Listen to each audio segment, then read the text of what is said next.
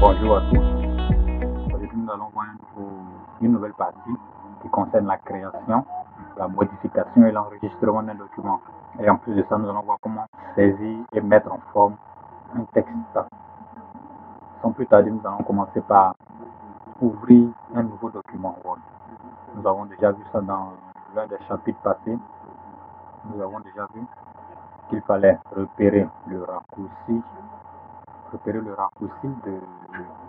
de l'application. Ensuite, soit un clic droit là-dessus, on fait ouvrir, ou bien on double-clique là-dessus. Nous avons la possibilité d'utiliser les modèles qui sont là, mais je vous ai demandé d'utiliser toujours ce document vierge qui est là. Ok, à l'intérieur du document, nous avons déjà présenté les différentes parties de la fenêtre Word. Donc, à cet instant, notre document n'existe pas encore sur le disque dur. Pour qu'il existe, il faudrait l'enregistrer.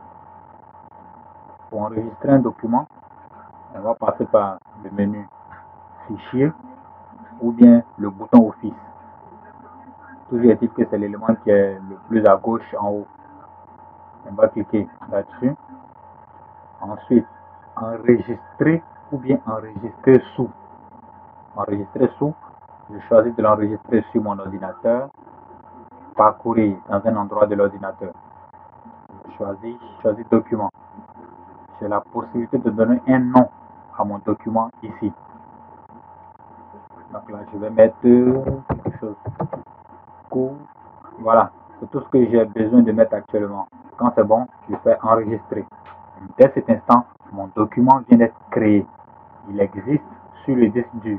Dans la barre de titre, nous avons le nom de notre document. Nous allons saisir notre texte. Pour saisir un texte, il n'y a pas lieu de se préoccuper des retours à la ligne. Donc, nous allons saisir notre texte. C'est-à-dire mon point d'insertion arrive sur la marge droite ici. Mon texte retourne automatiquement à la ligne. Lorsque nous avons un texte à saisir, nous devons saisir le texte sans nous préoccuper du retour à la ligne.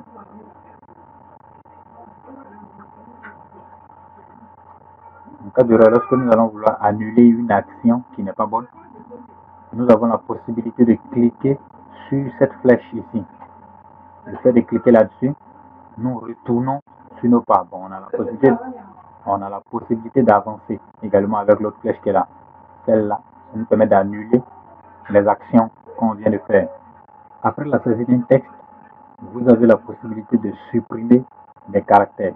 Ici, si je veux supprimer le mot droite, évidemment, je vais appuyer la touche Backspace autant de fois que nécessaire afin de supprimer mon mot ou bien mon texte que je veux. Le Backspace, je vous présente le clavier ici. Le Backspace, c'est cette touche qui est là.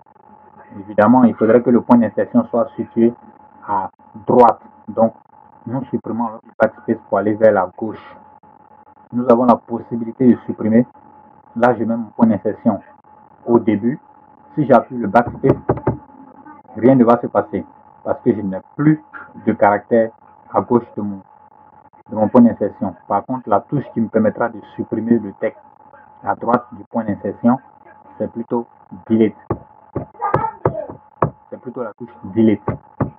Donc en l'appuyant, Delete, c'est cette touche qui est là. Pour saisir un texte en majuscule, nous avons différentes possibilités. Nous avons la possibilité de maintenir la touche qui est là. Cette touche-ci, c'est la même touche que nous avons ici. C'est la touche Shift. Shift. On la maintient en foncé et on saisit ce qu'il y a à saisir. Là, mon mot sort en majuscule. On a la possibilité de cliquer sur cette touche-là une fois. Cette touche-là, c'est le verrouillage majuscule. On appuie dessus une fois et on saisit notre texte. Il sortira en majuscule. Je clique et je saisis mon texte. Là, il sort entièrement en majuscule. Il faut remarquer que, quelle que soit la méthode utilisée, soit le Shift ou bien le verrouillage majuscule, nous avons des caractères nous avons des touches. Nous avons des touches où nous avons plusieurs caractères. Lorsque nous sommes en mode majuscule, c'est uniquement les caractères qui sont au-dessus qui vont sortir. Ce sont les caractères qui sont au-dessus qui vont sortir, tels que le point d'interrogation, le slash, le point, et puis les chiffres qui sont au-dessus ici. Donc, je maintiens, je me mets en majuscule. Ouais. Lorsque j'appuie les touches du dessus là, j'ai les chiffres. Ici, en bas là, j'ai le point, point d'interrogation, le slash, ce signe un peu bizarre. Il y a encore une autre méthode encore pour mettre le texte en majuscule. On suppose que nous avons fini de faire la saisie du texte. Lorsque nous avons fini de faire la saisie du texte, comment mettre ce texte en majuscule? Il nous suffit de sélectionner le texte. Pour sélectionner, on va cliquer au début de la partie, on maintient le clic enfoncé et on glisse la souris jusqu'à la fin de la partie qui nous intéresse. Ici, dans l'onglet Accueil, dans le groupe Police, nous avons modifié la casse ici. Il suffit de choisir l'élément qui nous intéresse. Moi, je prends majuscule, automatiquement, tout le texte se transforme en majuscule. Donc, voici un peu différentes méthodes pour écrire le texte en majuscule. Après la saisie d'un texte également, nous pouvons avoir besoin de faire des modifications sur ce texte. Mais comment faire pour indiquer à Word telle partie doit être modifiée ou telle partie? Nous devons procéder par sélection. Comment sélectionner du texte? On va se mettre d'un côté, d'un bout, on maintient le clic et on glisse la souris jusqu'à l'autre bout. Arrivé au bout, on peut laisser la souris. Vous remarquez une couleur de surbrillance. Donc, c'est par rapport à cette couleur-là que Word fera des modifications.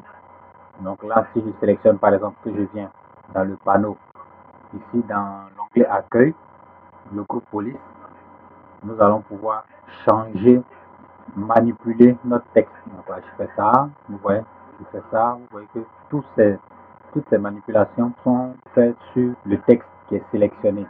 Il y a aussi le copier ou bien le couper. Copier, par exemple, si je veux que ce texte-là se retrouve à la fin ici, qu'est-ce que je peux faire?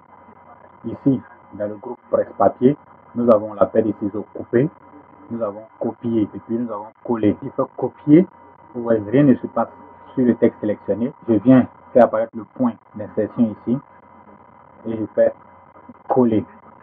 Automatiquement, on a une copie de notre texte. Je reprends la vanille, mais cette fois-ci, je fais couper. Couper, vous voyez, le texte a disparu.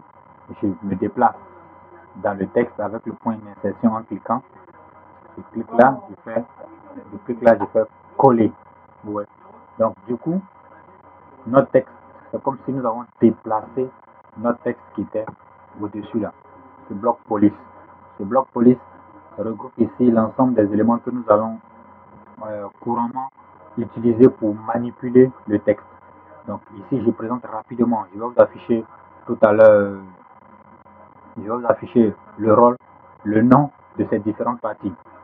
Ici, nous avons calibri, c'est marqué calibri, nous avons ici la police, c'est le style d'écriture. Nous pouvons changer le style d'écriture ici. En bas, nous pouvons faire le gras, ici l'italique, le souligné. Là, je n'appelle pas, indice, exposant, barré. Et je viens directement ici, couleur de police. Couleur de police, c'est très important, c'est la couleur qu'on peut donner au texte. En haut, ici, on efface les mises en forme. Ici, c'est modifier la casse, j'en ai parlé déjà. Majuscule, minuscule. Ici, les trois éléments qui se suivent, le petit A, le grand A, et puis là où c'est marqué 11, on agit là sur la taille du texte. Juste à côté, ce bloc qui est là. Dans ce bloc qui est là, nous avons la possibilité de manipuler les paragraphes. Lorsque je saisis un texte, que je fais un retour à la ligne, c'est-à-dire que j'appuie Entrée, qui me permet de faire un retour à la ligne, j'ai la possibilité d'écrire un autre paragraphe. Donc, ici, vous remarquez qu'il y a un espace un peu plus grand qui est laissé ici, entre là et puis les autres lignes du haut. C'est l'une des règles que Word adapte en même temps sur notre texte. Lorsqu'on fait un retour à la ligne, on a un espace qui est laissé. Ici, nous avons les types d'alignement. Dans le bloc paragraphe, voici les éléments qui nous intéressent. Nous avons les types d'alignement. Par défaut, le premier élément est activé. Le texte s'aligne à gauche. Ensuite, ici, nous avons centré. Lorsque nous cliquons là-dessus, notre texte se met au milieu par rapport à la zone de travail. Ici, nous avons le texte aligné à droite. Vous voyez que le texte est venu se coller sur le côté droit. Ici, nous avons justifié. Justifié, regardez un peu. Là, ce n'est pas justifié. Là, c'est justifié. Vous voyez la différence? Vous voyez que c'est beaucoup plus beau comme ça. Lorsque vous écrivez du texte, que vous avez beaucoup de lignes dans un paragraphe, il est conseillé de justifier votre texte. Ici, interligne. Interligne manipule l'espace entre nos lignes ou bien nos paragraphes. Voilà. Supprimer l'espace après le paragraphe. Ajouter, si je fais supprimer l'espace après le paragraphe, vous voyez que vous avez remarqué que le deuxième paragraphe que j'ai saisi s'est rapproché un peu de la première partie. Donc, maintenant, à l'intérieur même d'un paragraphe aussi, on peut agir sur l'espace entre les lignes. Par défaut, vous allez utiliser l'interligne 1,5. Ensuite, ce sont les puces. Les puces, vous les avez juste en haut ici. Les puces sont ces signes qui apparaissent devant les lignes. C'est intéressant lorsqu'on cite des éléments. Par exemple, je descends, je cite premier élément, deuxième élément. Je veux marquer d'une certaine manière, je peux mettre des puces devant.